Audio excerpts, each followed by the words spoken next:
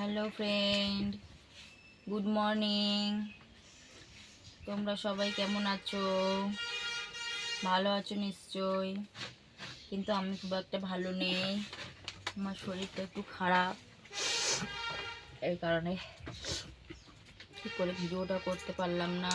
সকাল সকাল ভাবছিলাম ভিডিওটা বানাবো, খুব সকালে একটু ঘুরতে বেরিয়েছিলাম।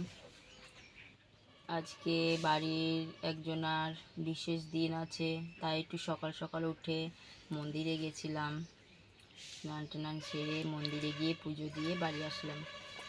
বাড়িতে এসে কফি বানালাম, কফি খেলাম। এখন ডিম টোস্ট বানালাম, এই দেখো ডিম টোস্ট দিয়ে এখন ডিম টোস্ট খাবো। ডিম টোস্ট খেয়ে তারপরে রান্না করব। আজকে একটু রান্না করতে দেরি হবে, কারণ খাওয়া দাওয়া টিফিন করা তো হয়ে গেল প্রায়, তাই একটু দেরিতে রান্না করব। প্রচণ্ড ঠান্ডা লেগে গেছে, বুঝেছো? গরমকালে যদি ঠান্ডা লাগে তাহলে এত ঠান্ডা লেগেছে, মাথা যন্ত্রণা ভার হয়ে গেছে। মা এত গরমে ঠান্ডা লাগে কি করে?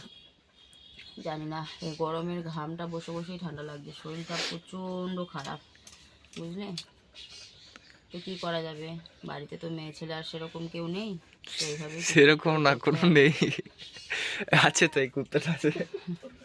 ও তো আর কিছু করতে পারে না, তো ওকে দিয়ে রান্না খালি করো, চিল্লাতে পারে একে দিয়ে রান্না আর করো। খেতে পারে। রান্না কর গা, যা ও যদি রান্না করতে পারতো তাহলে তো হয়েই যেত। রান্না কর গা। খালি বসে বসে থাকবে, রান্না কর গা। বলে আমি পারি, আমি খালি যেটা পারি আমি সেটা করি। আমি খালি চিল্লাতে পারি, খেতে পারি, ফাঁকিবাজ, রান্না করবে রাস্তায় না। ঘুরতে না নিয়ে গেলে, কোথাও না নিয়ে গেলে হেগে মুতে ঘরে ছড়াতে পারি। আমি খালি এগুলোই পারি, আর কিছু পারি না। আমার কোনো ক্ষমতা নেই। খরচা করতে পারি, কিন্তু খরচা কমাতে পারি না। যাকগে, আজকে একটু অন্য দিনের মতন একটু অন্য রান্না হবে। বেশি কিছু করতে পারবো না, যেহেতু শরীরটা ভালো নেই। চোখটা খুলে তাই বলো, আজকে ঘুমিয়ে পড়ছে তো। আজকে পায়েস করবো একটু, আর রাইস বানাবো, ফ্রাইড রাইস আর চিকেন কষা। আজকে আর অন্য কোনো কিছু বেশি রান্না করব না, কারণ ভাত টাত করতে গেলে তো অনেক কিছু করতে হবে। শরীর ভালো না বলে কোনো কিছু করব না, বুঝলে? এত কিছু বলে দিলে বলছো কোনো কিছু এইটুকুই করবো রান্না না। করব। পায়েসটা না করলে নয়, জানো তো, করতে হয় তাই। আর একটু রোজেরই তো ভাত খাওয়া হয়, তাই একটু রাইস করব। পুজো টুজো দিয়ে একবারই সকাল সকাল বাজার টাজার সেরেই ঘরে চলে এসেছি, বুঝলে? কি বিশেষ দিন সেটা তো বলো। ও, বিশেষ দিনটা হলো আমার বড় ছেলের জন্মদিন আজকে। এই 18 বছর পূর্ণ হলো, বুঝলে? তো তোমরা ডিম টোস্ট খাবে নাকি? খায় না, আসো। এই দেখো আমি ডিম ডিম টোস্ট টোস্ট খেলে খাচ্ছি। গ্যাস হবে।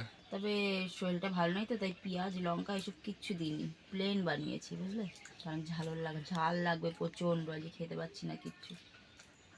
ও মা, ডিমটাও না দিতে পারতা, গ্যাস হয় ডিমে। ভালো লাগবে না, গ্যাস হবে না। ভালো করে ভাজা করে নিয়েছি, রুটিটাও কেটে ভালো করে আগুনে সেঁকে নিয়েছি, আমার হবে না, তোমারই বুঝলে? হয়। গ্যাসের ওষুধ খেয়ে নেবে, নিজে তো ওষুধ খেতে হবে তার সঙ্গে ওষুধ। গন্ধ টেকা যায় না। হুম, কিসের গন্ধ টেকা যায় না? পাউরুটি ছেলে খাবি? মানুষ হলো না। গরমও প্রচণ্ড পড়েছে, এই গরমে কি যে হবে কি জানি। একদম আশ্বিন মাস পড়ে গেল, পুজোর আগে আগে মানুষের হালকা হালকা ঠান্ডা পড়ে, একটু খেয়ে শুয়ে মানুষ শান্তি পায়। আর এই বছরটা দেখো, সব কিছু মনে হয় পাল্টে গেছে।